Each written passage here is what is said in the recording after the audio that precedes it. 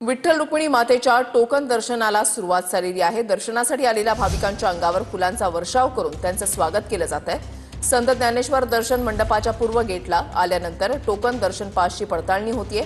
Token दर्शनाच्या माध्यमातून दिवसाला 1200 भाविकांची दर्शन व्यवस्था केली जाते। आढावा घेतलेला आहे आमच्या प्रतिनिधींनी, पाहूयात। श्री विठ्ठलाच्या टोकन दर्शन प्रणालीच्या चाचणीला आताकरता सुरुवात झालेली आहे।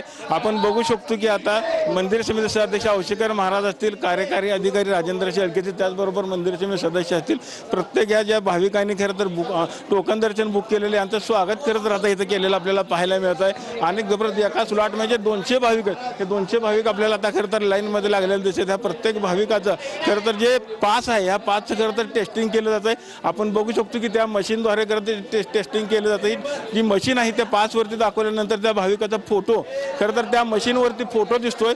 तो फोटो कन्फर्म झाल्यानंतर भाविकाला खरं तर आत सोडलं जात आहे। आत सोडल्यानंतर ह्या भाविकाची खरं तर वर बैठक व्यवस्था करण्यात आलेली आहे। ह्या बैठक व्यवस्थेमध्ये भाविकांना चहा पाणी नाश्ता सगळ्या चोख अशा व्यवस्था खरं तर मंदिर प्रशासनाने केलेलं आहे। जवळपास भाविकाला यापूर्वी 5 ते 7 तासा कालावधी लागत होता, मात्र आता हे टोकन दर्शन बुक केल्यानंतर भाविकाला जवळपास 1 तासाचाच कालावधी खरं तर लागणार आहे। आज जर आपण बघितलं तर या टोकन दर्शन चाचणीची सुरुवात खरं तर झालेली आपल्याला आता पाहायला मिळतं। एकंदरीतच भाविकांनी देखील या टोकन दर्शनामुळे समाधान व्यक्त केलेलं आहे।